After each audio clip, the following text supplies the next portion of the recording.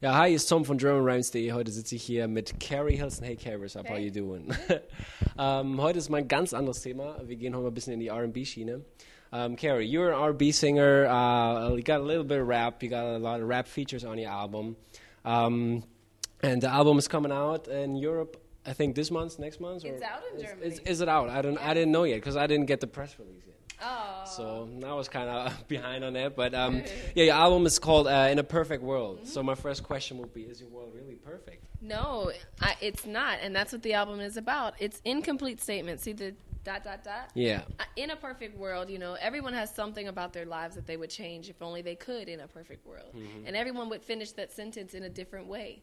So, you know, body image or financial status or love life or whatever it is, you know, no one's world is perfect. Okay, so you tackle all those problems on the album, or you just, and are those problems for real, for yourself, or do you have a certain problem you want to... Well, I kind of talk about each of them, I guess. Mostly love, though. Mostly love life and how I'm a hopeless romantic. I want to know what true love is like. And it's So you never had that? I don't know. I mean, maybe. We'll see. I think I'll know when I have it, though. Right. But, you know, I really just wanted to do an album that didn't depict me as perfect, that really just talked about the insecurities and vulnerabilities and imperfections that women really have. Okay. Our viewers probably don't know a lot about you because you come from a kind of different area, because we mostly talk to underground hip-hop artists. Okay. And last one we just early talked today to Devin the Dude.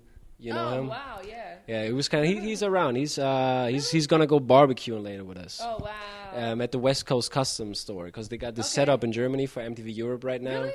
Yeah, it's just down the street, so pretty close. So you want to come at 7? I'm hopping on a plane. I know. Where's the next stop? We're headed back to the UK. Ah, I see. Yeah. So yeah, let's. You should tell something to the viewers out there about yourself. Sure. Which kind of that you don't know. Probably don't know. Which you can't read up. Okay, well, you can read up on how I'm a songwriter.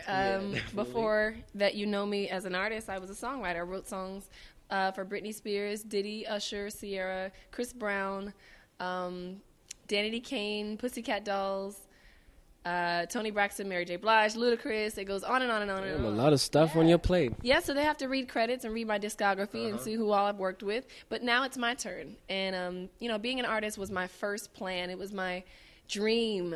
And then, you know, I took up songwriting because I'm a realist. And, you know, that kind of was my way to start paying some bills and make my dream closer to, less than a hobby and closer to reality. But I mean, like, you're successful now, but why didn't you just come out earlier?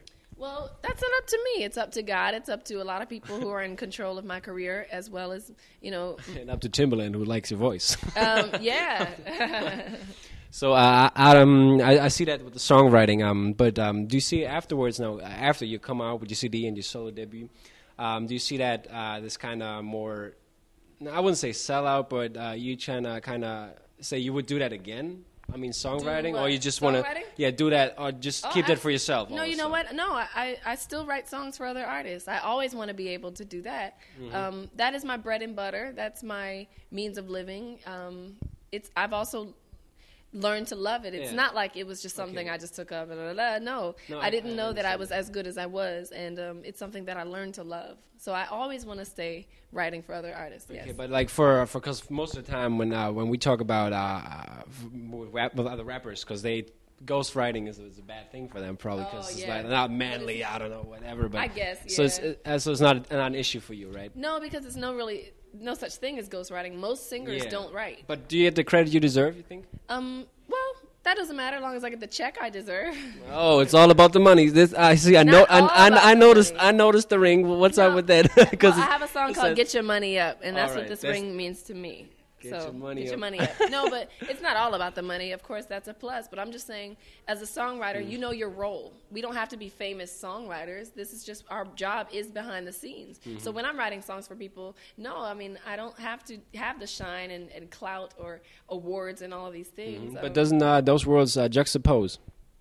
Doesn't those worlds juxtapose? Well, no. Not really. Not now, because there's still two sides of me. There's the artist Keri and there's the songwriter Keri. Yeah. I see. Split personality. Kind of.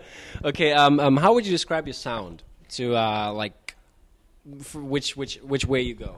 I go always, I guess. Musically, I think we've done a great job. You know, my project's executive produced by Timbaland and Paul the Don, and I think that we blended a lot of different music together, and I think we did a very good job at doing that, because I wanted to represent everything that I listened to growing up and everything that Timbaland is inspired by, everything that Polo's inspired by, and I think we did a great job of doing that. Did you think that the outcome of the album making #1 R&B and hip hop Billboard, that's going to happen because Timbaland produced it, or did you have this high expectations? No, we didn't have any expectations, really. I mean, you never know how the world will receive you.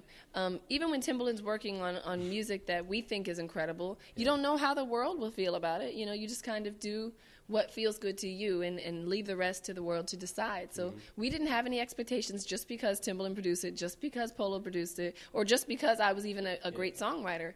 Because I know other great songwriters who did not quite work as an artist. So I didn't expect anything. It was when the album is doing very well, and so it's a blessing. Okay, how do you see then what do you think about the hip hop nowadays and back in the days? This is important to you because, like, you have a lot of, as I said, you have a lot of artists on there which come from a hip hop background. Yeah, I was born and raised in Decatur, in an all-black neighborhood in the States, in Atlanta, Georgia, just outside of Atlanta, and my influences are very much into the hip hop world as well. You know, where do you start? Neighborhood. Where did you start with hip hop? Like, which was your first kind of or your moment you got in touch with hip hop? Oh wow, So Def, I guess, was some of the So Def between So Def, Jermaine Dupri, and the Brat and Criss Cross even, and you know, it goes all the way back to those albums that I had. Even Fresh Prince of Bel-Air, that was my first taste of hip hop. Big Willie style. Yeah, well, way before that. What was his first? You know, when it was DJ Jazzy Jeff and the Fresh Prince. Yeah, definitely.